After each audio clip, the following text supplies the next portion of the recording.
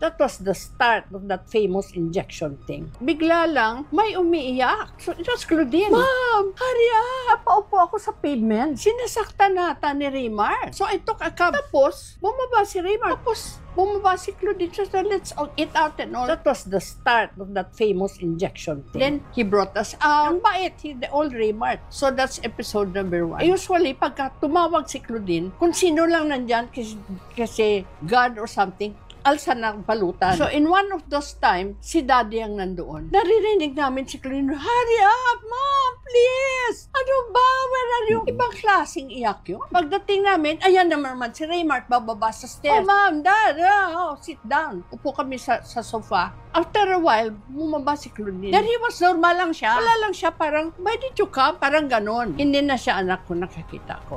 Parang zombie. Yung parang may pinagdaanan. She just collapsed in the arms of Daddy. Dito si Daddy, hinag siya doon. Pinulot ko yung paa niya, nilagay ko dito. Malamig pa sa yellow. Daddy looked at me, I looked at Daddy. We knew it was more than anything else. That was really, alam mo, instinct ng parents, lalo na ako. Hindi mo ako madaya. That was the time, here, her. Ito na nga guys, ang pinakahihintay ng lahat, ang ilang linggong pananahimik nga nitong si Raymart Santiago, nagbigay na rin siya ng pahayag about nga sa inilabas na chika nitong si Mami Inday Barreto.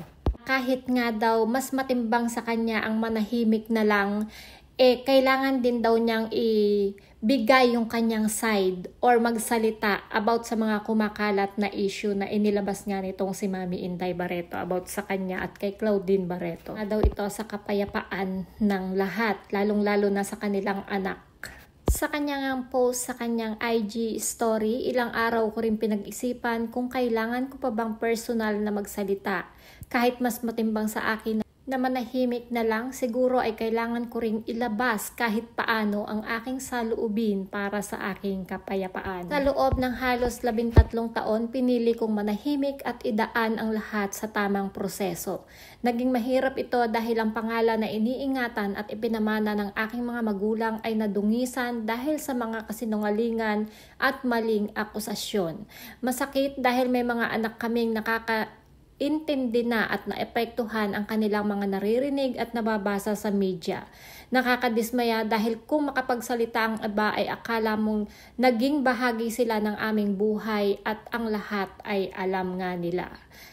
Kahit na ganon, alam ko na ang pananahimik ang mas nakabuti para sa amin, kanya-kanyang pamilya at mga anak, at alam ko at ng mga tunay na nakakakilala sa amin ang katotohanan. Kaila sa akin ang paninira at nakasusuklam na akusasyon ni Mami Inday, ang taong nirespeto, minahal at tinuring kong pangalawang ina.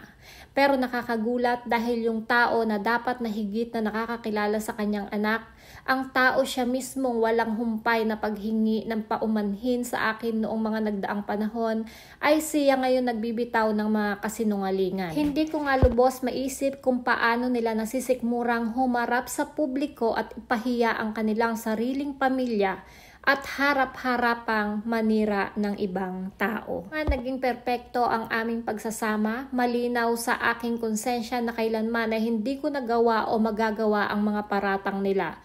Tinupad ko ang pangako ko sa kanila ni Daddy Piki. Kahit na sarili ko ay tinaya ko para maprotektahan lang ang anak nila. Higit sa lahat, mahal na mahal ko ang aking mga anak at binigay ko ang higit pa sa nararapat. Indihan ko na kami ay public figures at inaasahang tatanggapin ang bawat komento at kritisismo. Ngunit sa pagkakataong ito, hindi naman siguro kalabisan na hilingin ko na ang bawat isa ay umiwas sa pagpapahayag ng mga bagay na maaaring makasakit at makasama sa kapakanan ng bawat isa, lalo na sa aming mga anak at sa kanilang kinabukasan.